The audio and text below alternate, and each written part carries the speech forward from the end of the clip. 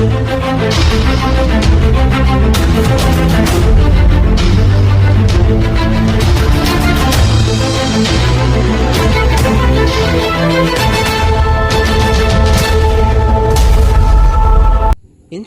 kids to financial literacy is like handing them a roadmap to navigate the world of money with confidence and savvy.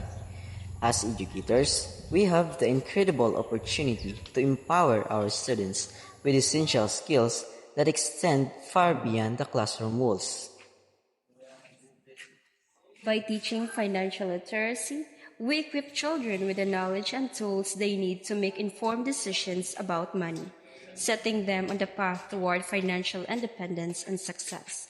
From understanding the value of points to budgeting and saving, these lessons lay the foundation for a lifetime of financial well-being. I am Gleisime Cubelo Pegte. And I am Emmanuel Quino Pendolas.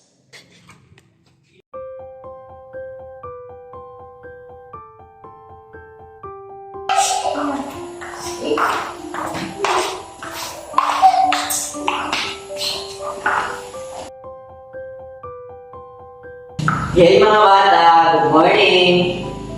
Good morning, ma'am. Good morning, sir. Can you please sit down? So, karon kami ko ang inyo mga teachers. So, ako to si Teacher Iman Roy Pindolas. Pwede ako nyo tawagon as Kuya Iman. So, anak sa partner? Good morning, mga bata. Ako si Teacher Gleisime Pegte. Pwede lang ninyo tawagon nga Ate IC. Okay? Okay. So, alis na magsugod, no? Kailan ako sa nato ang magkag-usap. Sige, ikaw na, be. Sa imong pangayan, nag-isa ka, ang pila imong edad. Good morning, Mama Sir. Ako si Lian Pindolas. Ako nagpuya sa barangay Magsaysay na Hilin, Surigao, Diliman. Ako edad 8 years old. Wow! Okay, how about you? Sige, Ate, dali. Good morning, Ma'am Sir. Ako si Claire Stephanie Cortete. Ako nagpuyo sa barangay Magsaysay na Hilin, Surigao, Diliman. And ako edad 8 years old. Wow, okay, Wow, thank you. So, si Ate Claire o si Ate Mita. Okay mga bata, nami pangutana. Kabalo na ba mo bilang? Ikaw Ate Ika, kabalo na ka mo bilang? Ikaw Ate Claire? Wala ka, sir. Wala pa. Wala pa po mo kaila sa mga kwarta. So, karon amot pa mong tudloan kung unsaon pagbilang. Atong pasihan karon is about counting and sorting of money bills and also identifying coins and bills. So, tudloan ka muna mo kung saan pag ila-ila sa mga kwarta o pagbilang aron magamit ninyo sa inyong mga real life na mga situations. So, di ba mga katagi mo naman ni Sir Eman tungkol sa itong topic na itong i-discuss karon. So, ako basahan sa inyo ang objectives na dapat makuha na ito karong adlaw. Okay ba? Okay, pinakaunang objective is students will accurately count and sort various denominations of coins and bills. So, mo na itong mag-iskuta about saan pagbilang sa mga kwarta. So, tuduan mo lang no para makahibayin mo. So, number 2, we have students will be able to recognize and identify different coins and bills, including their values and attitudes. So, attributes rather. So, kato ang mga tuduan about sa coins and bills kung pila ang ilahang value ang mga coin. So, number 3, students will use problem-solving skills to handle situations where they encounter mixed denominations of coins and bills.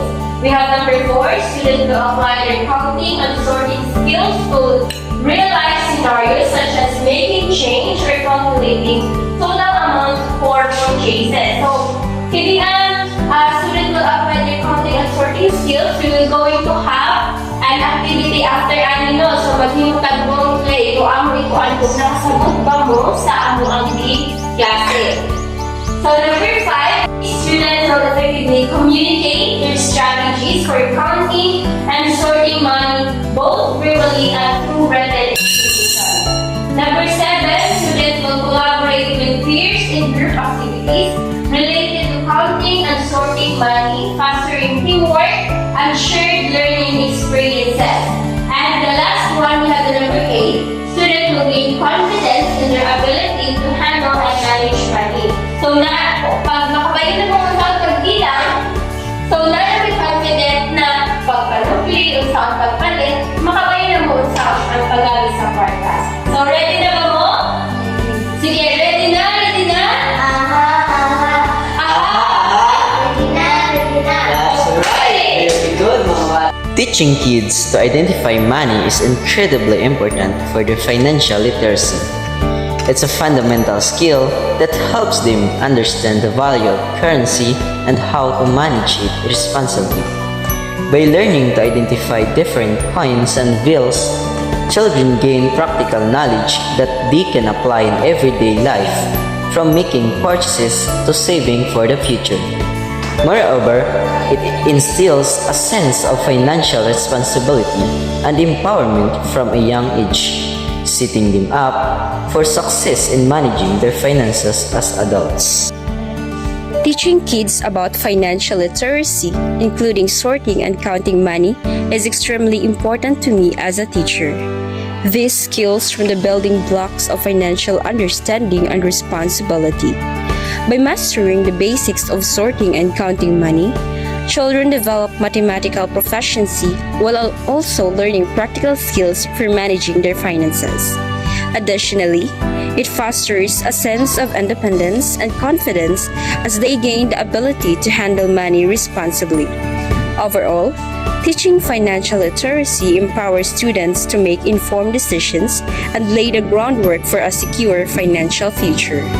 So, magsugod na no? Ang pinakauna natin is mag-identify tag mga sinsilyo ng mga kwarta. So, familiar naman yung sa kabal ng sinsilyo, no?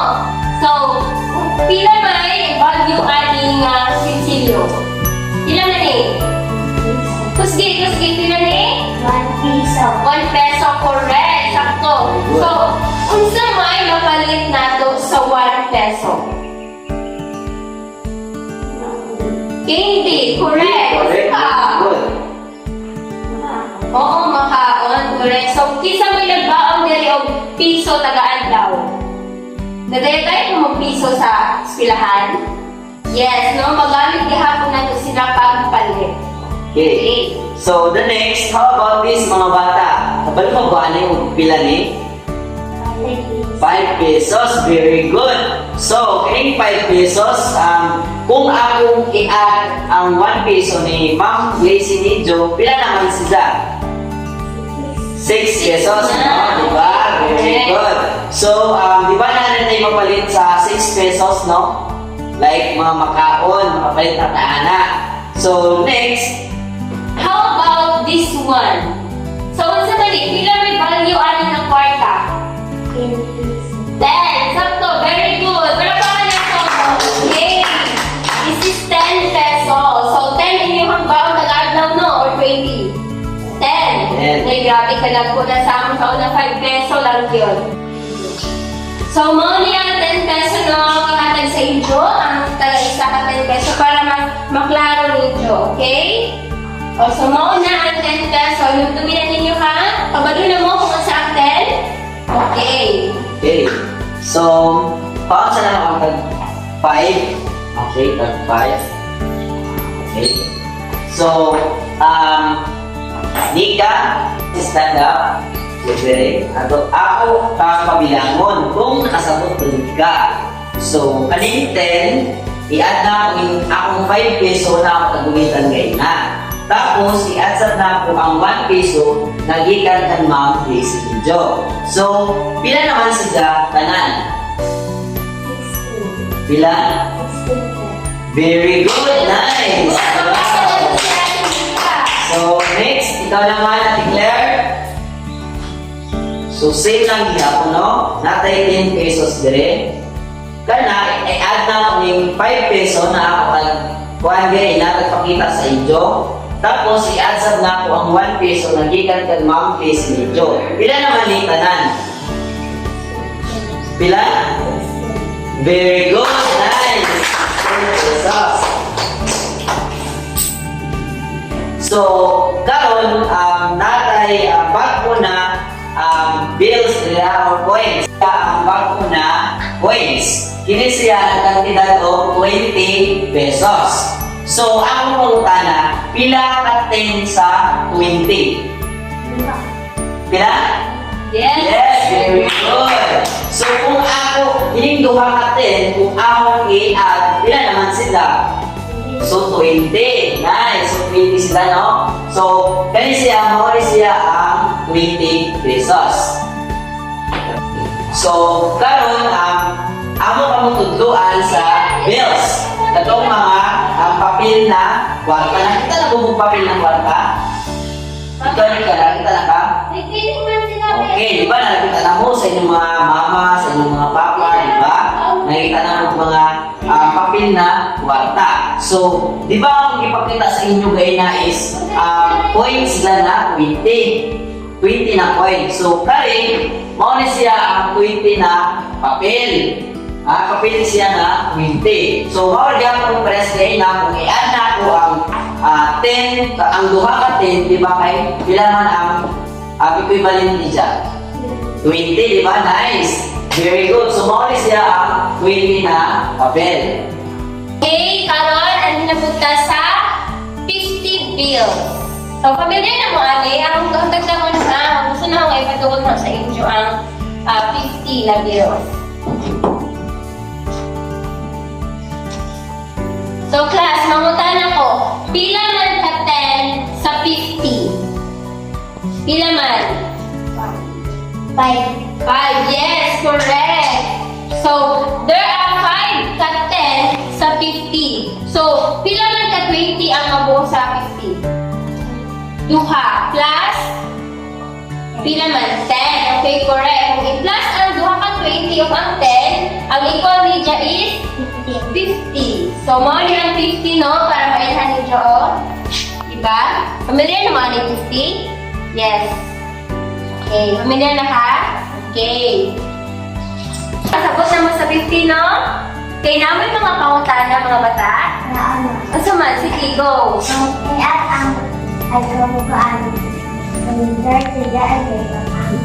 Ang question ni mo, kung naabay bills na 30 pesos, nabain ani nga 30 pesos?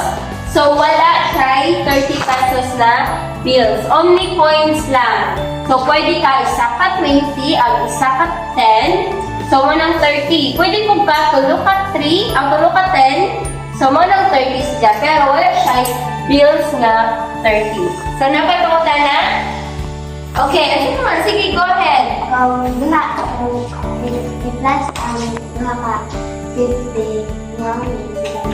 Kung i-plus ang duha ka 50, pila ang total.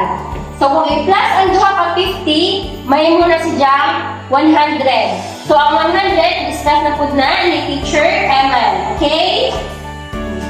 So, okay. So, kumana na-discuss ni Ma'am Grace Nido ang 50 na bills. Mauni siya, di ba? Di ba nangutan na kaugainan ni ka na pila ang duha ka 50 kung i-add. So, ang total ni Ja is 100. So, ako kamutagaan ng 100 pesos para medyo makitaan o ma-identify. Mauni si Ja ang 100 pesos. So, kung duha ka 50, ibuo na ako ang duha ka 50, mag-equivalent sila ng 100 pesos. So, nasabtan ba? Nasabtan? Wala rin mga pangutana? Okay, thank you. Very good.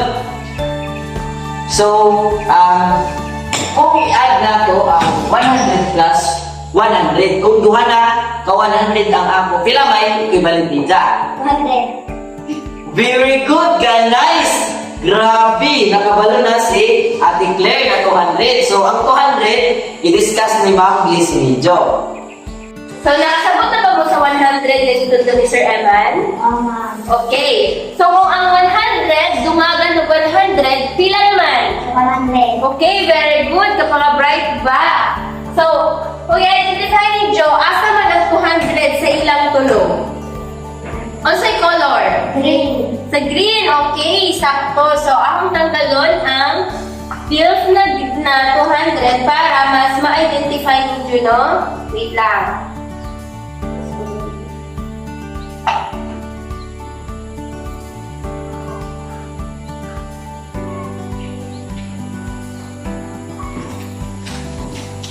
Okay. So, money ang bills na 200 peso. Okay? Doon para mas ma-familiar mo. Okay? 200. So, money ang 200 peso bill. Ang 200, no? Pila to ka 100 sa 200? Pila ka 100 ang kuan? Duha. Okay, sakto. So, dili na ta magdugay. Diretso na to sa 500. So, money ang 500. Unsay color? Yellow. So, simulaan niyo Juha nga ang bills na 500 is color yellow. Basta ang color sa 200 na bill? Green. Green. So, money ang 500 peso bill. So, pila ka 100 ka ha ang makuha sa 500? 5. 5, okay. Very good. So, right ba? So, money ang 500 peso. Color niya is yellow para mas madali ninyo ma-identify. Okay? Kailangan tigman natin ninyo ha kay taon-taon na tayo activity na mo.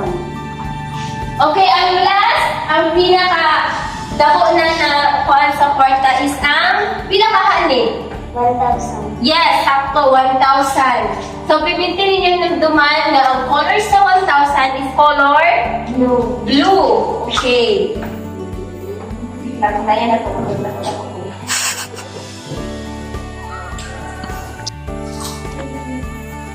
So, class, money ang 1,000 peso, no? Nung tumingin nyo. Okay, dito ulit na para mas ma-familiar ninyo ang 1,000 peso. So, kisa may 1,000 sa inyo? Waya. Okay, waya. So, okay mga bata, no? Grabe kapag tikinod na natin ang Ma'am Glacy sa pagtugtog sa ito, di ba? Nasaktan ba? Okay, nasaktan. So, kaya nasaktan man, nako'y pangutana. So, nako'y 1,000. Tapos, nagpalit ko isda. Nagpalit ko isda na worth ng 500. So, pila na tayo mabili sa ako kwarta kung nagpalit ko og isda na worth of 500. 500. 500, very good, nice. So, grabe mga breakfast sa mga bata, no? Nako'y pangutana sa inyo, no? Since naibayo naman sa kung sa doon ang importansya ng mga kwarta, naibayo na kung bilang, naibayo na kung identify, pilaya sa mga kwarta. Ikaw tinig ka, naman importante man na mahibayo kita sa mga kwarta, sa kabilang o pagkilaya sa mga kwarta. Lindo? Nakanpan dahil Makasod, mahibayo, di ba? Right? Okay, thank you. So, class, di ba, mga nagawang activity, ganina. So, nako'y pangutana sa inyo ha. So, unsa man ang inyong nasabtan based sa ato ang topic na i-discuss karon. So, I know nga naamoy na-catch up the lesson. Sige ba, atinig, unsay mo ang nasabtan? Please stand. ang class ang 5 minus tapos pagkaanan 5 pesos ka. Okay, thank you. So, nakabayo na kami sa ang mga point, atinig, no? O, how about si Ate Claire? Sige, unsa may mo nasabtan, Ate Claire? Karaming bayo, walunuan, kwarta. Okay, very good. Next na, pagkabayo mo ng Para kwarta. makabayo ka sa sabihan sa kwarta, para kung pag magpalit ka, na makahibayo na mo kung tayo ba ang sukli, ngayon kung ang sukli, or nasuklian ba mo tayo, no? So I think That's all sa among topic or sa ato lesson kuman na among discuss ni Ma'am Glacy video. So, salamat mga bata sa inyong time o sa papamati sa amo. So, that's all. that's all. Malingkod na tanong kay para mamuwi na ta, okay? Mag-ampo sa time. Father, the Son, and the Holy Spirit. Amen. Okay, amen. Goodbye, class. Goodbye, sir. Okay, goodbye. See you again tomorrow. Bye-bye. Bye!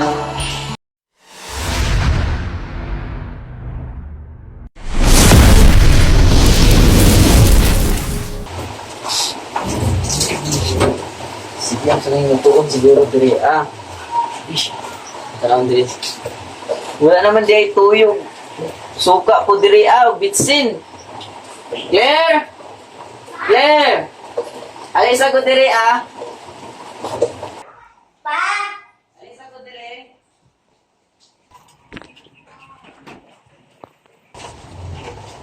Bisa ko diri ka. Palitis sa kukuan kanang tuyo, suka ug bitsin. Di execute ta Pwede dito pa dali kay magluto ko. Dali.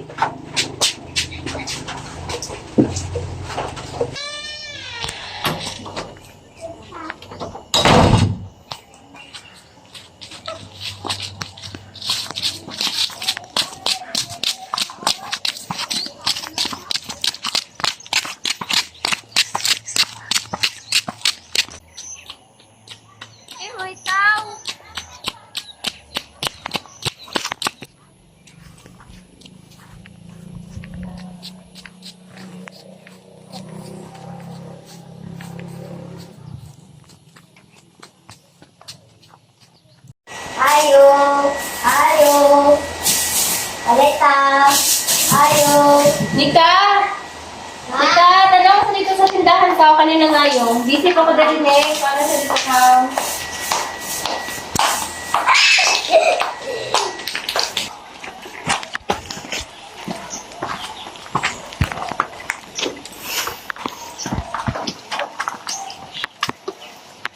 Ano mo? Toyo. Pila sa toyo. Ang 5. Suka. Ang 10. Ang bisel. Ang 5. Isa-isa.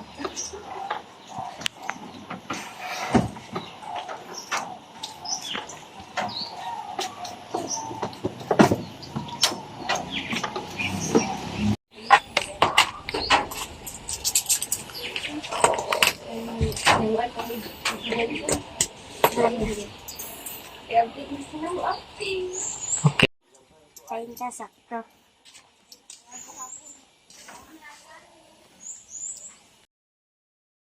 As a teacher, teaching financial literacy through activities like sorting, counting coins, and identifying them is incredibly rewarding. It's not just about teaching math skills, it's about equipping children with the tools they need to navigate the complex world of finance. These activities lay the groundwork for understanding the value of money, budgeting, and making informed financial decisions. Plus, seeing the excitement and confidence in students as they master these skills is truly inspiring.